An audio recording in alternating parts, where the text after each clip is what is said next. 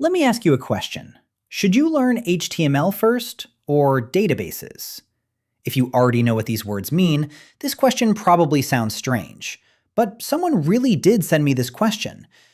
It made me realize that many people try to start learning before they even understand what each technology does or what role it plays.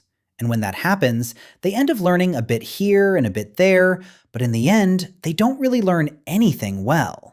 So in today's video, I want to clear things up. By the end, you'll know what front-end is, what back-end is, what a database is, and what you really need to learn. Let's use an example. Say I download the Uber Eats app on my phone. It's about 300 megabytes in size. When I open it, I can log in and place an order. But have you ever thought about how login and ordering really work? If you want to log in, the app needs to check your username and password. It has to know if what you typed is correct. If you want to order food, the app needs to show restaurant data. That means somewhere it must store all those restaurant details. So does that 300 megabytes download already contain your password and every restaurant in the world? Of course not. That would be impossible. When we use this app, the app on your phone is always downloading data from the internet. For example, if you want to see nearby restaurants, the Uber Eats app will talk to their server. It will grab the newest restaurant data and then show it on your screen. So where does this data come from? The answer is the API server. We usually call this the backend.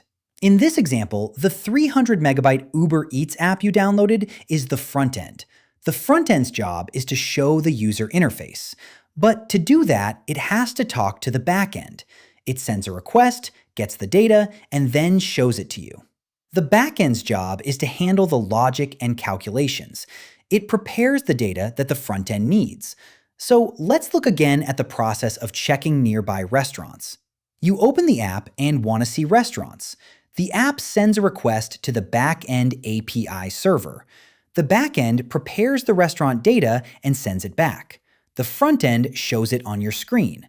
And that's how you see the restaurants. After this example, the idea of front-end and back-end should be much clearer. But there's still one part we haven't talked about, the database. In the example just now, the back-end was able to prepare restaurant data. So does that mean all restaurant data is stored inside the back-end? If not, how can it get the data?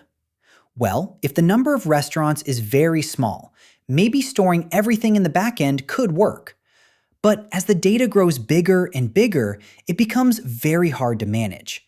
It's not easy to keep a good format, and performance will also be a problem. That's why we have another place just for storing data. This is the database.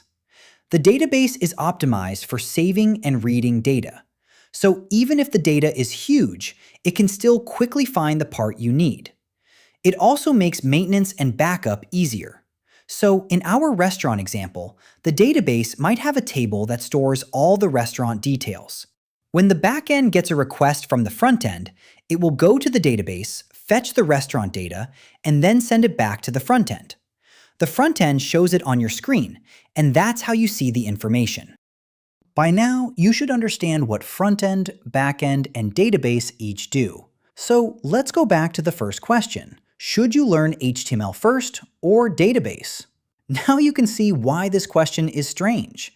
HTML and database are completely different things. Front-end engineers may never touch a database, and back-end engineers may not need to work with HTML. That's why I won't tell you to learn front-end, back-end, or database first. Everyone's needs are different, and technology keeps changing. Maybe today I recommend Node.js, but in 1 or 2 years, a new tool could replace it. The key point is this. Before you start learning, make sure you understand what the tool does and what role it plays in the technology stack. That way, you won't waste time learning something without knowing its purpose. I hope every one of you finds success in your IT journey. I love you guys. That's it for today's video.